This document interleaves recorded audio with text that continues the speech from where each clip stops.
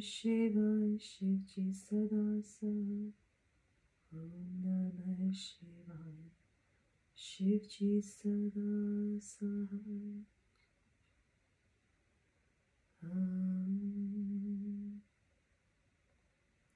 श्रीलिंग महापुराणे उत्तरभागे अथ षोडशोऽध्यायः।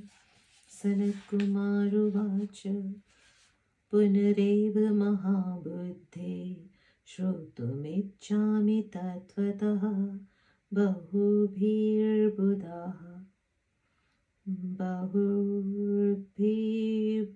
बहुधा शब्दितानि मुनीश्वरः। शैलादिरुवाच पुनः पुनः प्रवक्ष्यामि शिवरूपाणि ते मुने। बहुधा शब्दितानि मुनीश्वरः। क्षेत्रज्ञः प्रकृतिर्व्यक्तं कालात्मेति मुनीश्वरः। उच्यते केचिच्चदाचार्य रागमार्गवपारगः। उच्यते केचिच्चदाचार्ये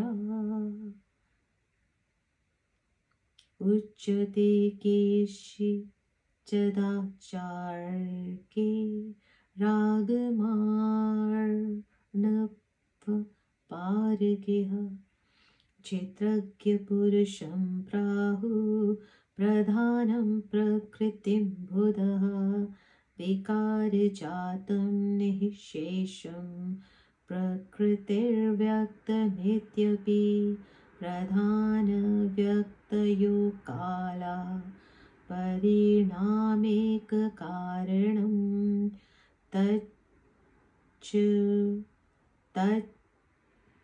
तच्चतुष्टयमेषस्य रूपाणां हि चतुष्टयं।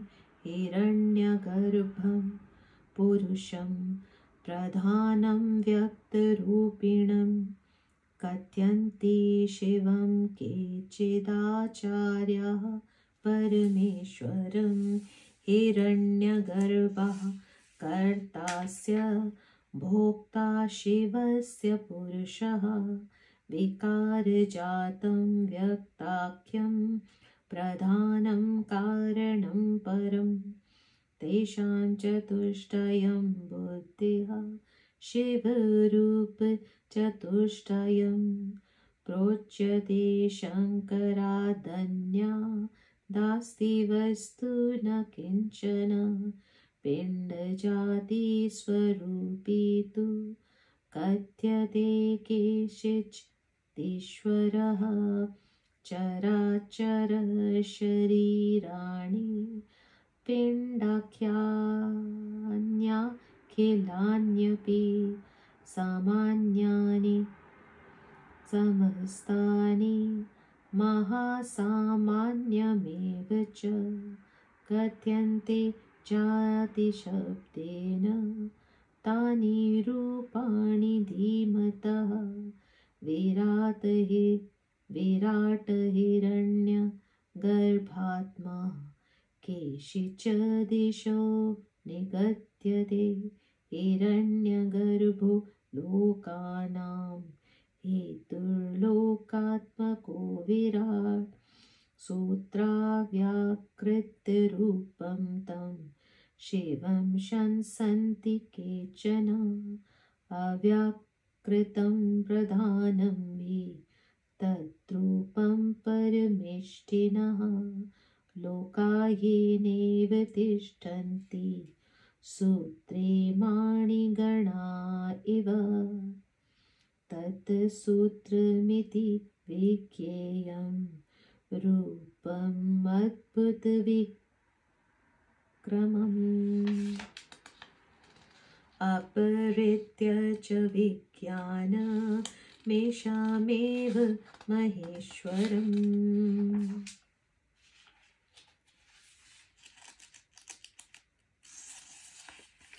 लोकायेनैव तिष्ठन्ति सूत्रे मणिगणायव तत् सूत्रमिति विज्ञेयं रूपम् अद्भुतविक्रमम् अन्तर्यामी परः केशैश्चिदीशः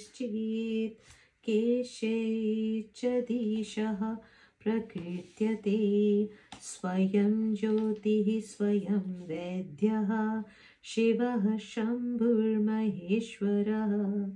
सर्वेषामेव भूतानामन्तर्यामी शिवः स्मृतः सर्वेषामेव भूतानां परत्वात् पर उच्यते परमात्मा शिवः शम्भुः शङ्करः परमेश्वरः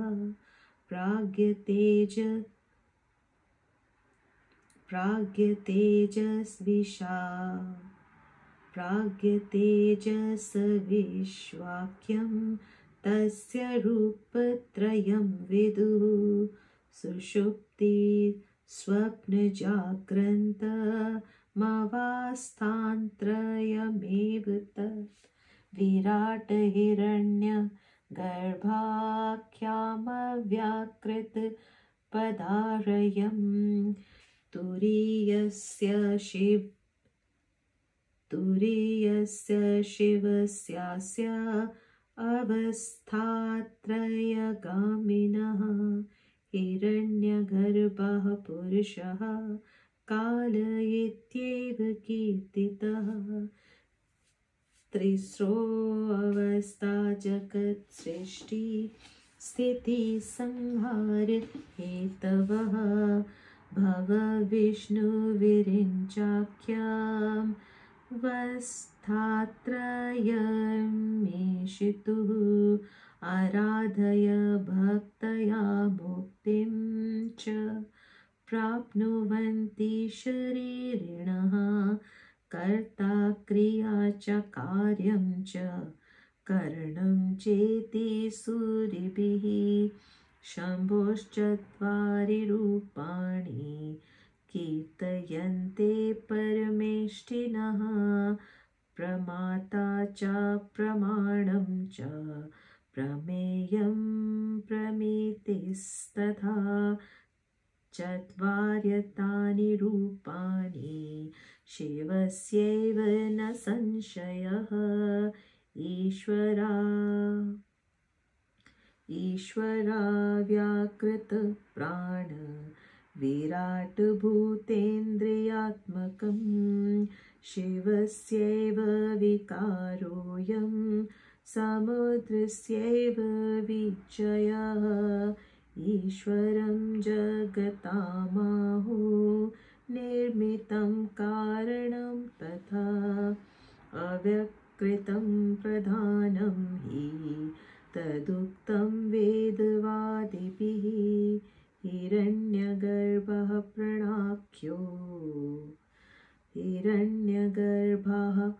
प्राणाख्यो विराट लोकात्मकः स्मृतः महाभूतानि भूतानि कार्याणि इन्द्रियाणि च शिव महाभूतानि भूतानि कार्याणि इन्द्रियाणि च शिवस्यैतानि रूपाणि सन्ति मुनिसत्तमः परमात्मा शिवादन्यो नास्तीति कवयो विदुः शिवजातानि तत्त्वानि पञ्चविंशन्मनीषिभिः उक्तानि नातदन्यानि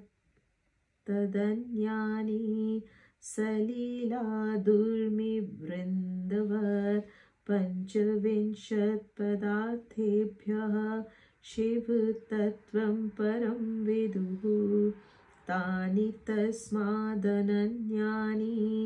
सुवर्णकर्टकादिवत् सदाशिवेश्वराध्यानि तत्त्वानि शिवतत्त्वतः जातानि नात्तदन्यानि मृदद्रव्यं कुम्भभेदवत् माया विद्या क्रियाशक्तिर्ज्ञानशक्तिः क्रियामयी जाताः शिवान् सन्देहा किरणा एव सूर्यतः सर्वात्मकं शिवं देवं सर्वाश्रयविधायिनं भजस्व सर्वभावेन श्रेयश्चेत् प्राप्तुमिच्छसि। इति श्रीलिङ्गमहापुराणे उत्तरभागे शिवतत्त्वमाहात्म्यवर्णनं नाम षोडशोऽध्यायः।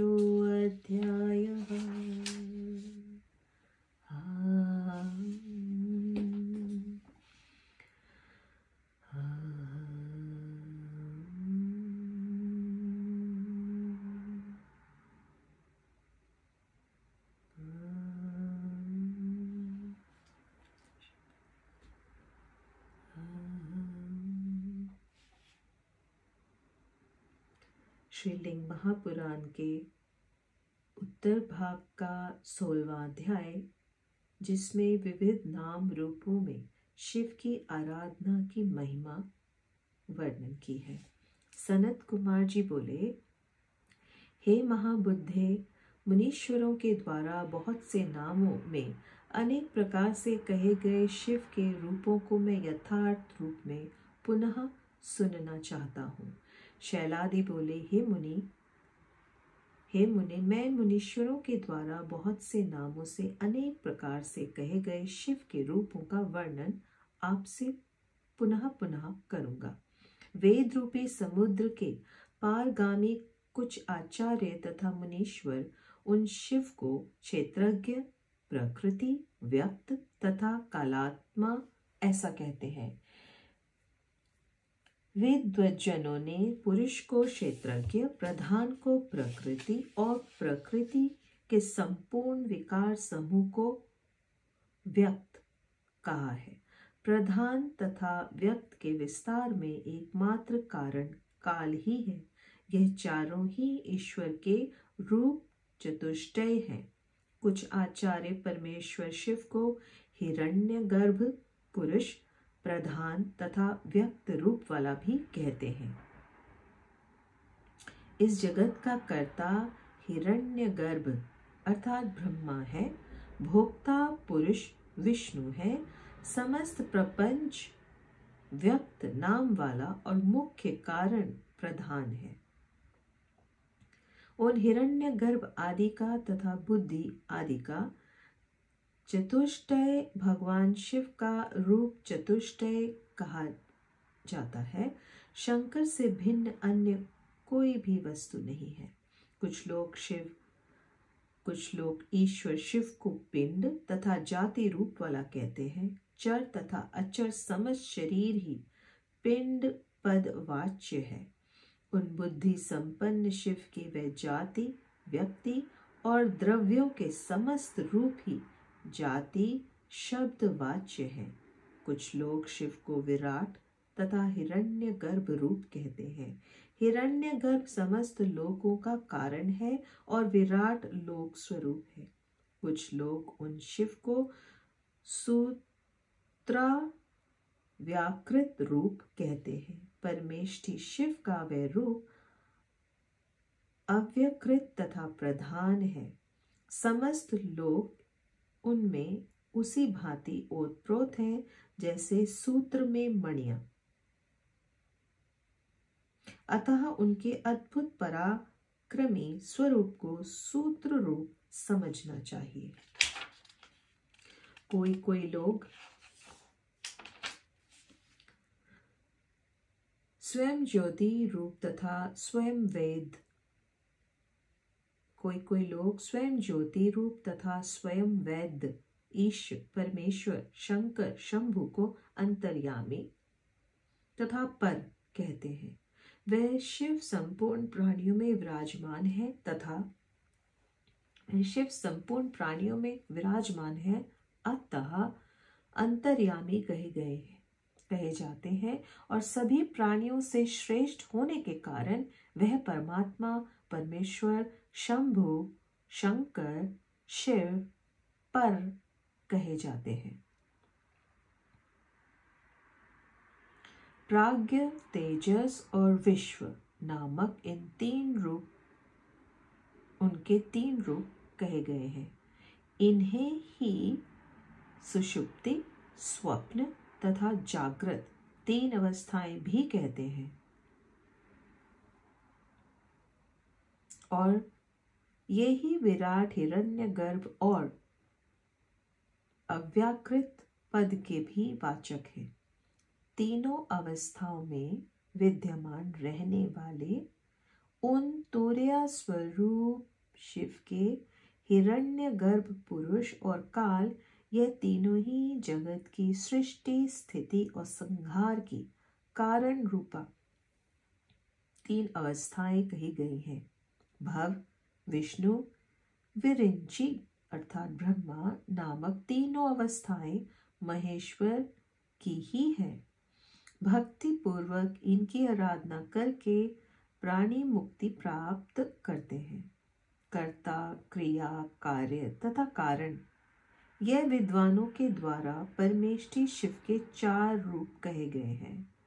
प्रमाता, प्रमाण, प्रमेय तथा प्रमिति, ये चारों भी शिव के ही रूप हैं, इसमें संशय नहीं है। ईश्वर, अव्याकृत, प्राण, विराट, भूत, इंद्रिय और आत्मा, यह सब समुद्र की तरंगों की भांति शिव के ही विकार है। ईश्वर को जगत का निमित्त कारण कहा गया है। वेताओं ने अव्याकृत को प्रधान कहा है, हिरण्यगर्भ को ही प्राण नाम वाला तथा विराट को लोक रूप कहा गया है। महाभूत, भूत, कार्य तथा इंद्रियां, श्रेष्ठ मुनिजन इन्हें शिव के रूप कहते हैं। परमात्मा शिव के भिन्न अन्य कुछ भी नहीं है, ऐसा कवियों ने कहा है। मनीषियों ने समस्त 25 तत्वों को शिव से ही उत्पन्न बताया है। वह जल से तरंग की भांति उन शिव से अभिन्न है, किंतु शिव तत्व को 25 तत्वों से भी पर कहा गया है। वह सब तत्व सुवर्ण से कुंडल आदि की तरह उनसे अभिन्न है। सदाशिववादी सगुण तत्व भी उन्हीं शिव तत्व से प्रादुर्भूत है। वह सब भी मिट्टी तथा घड़े की भांति उनसे भिन्न नहीं है। माया, विद्या, क्रिया शक्ति तथा क्रियामयी ज्ञान शक्ति, ये पंच रूप गौरी भी शिव से ही उसी प्रकार उत्पन्न हुई है जैसे सूर्य से किरणें। अतः हे सनत कुमार, यदि आप कल्याण प्राप्त करना चाहते हैं तो सबको आश्रय प्रदान करने वाले सर्वात्मा भगवान शिव की सब प्रकार से आराधना कीजिए। इस प्रकार श्रीलिंग महापुराण के अंतर्गत उत्तर भाग में शिव तत्व महात्म्य वर्णन नामक 16वां अध्याय पूर्ण हुआ।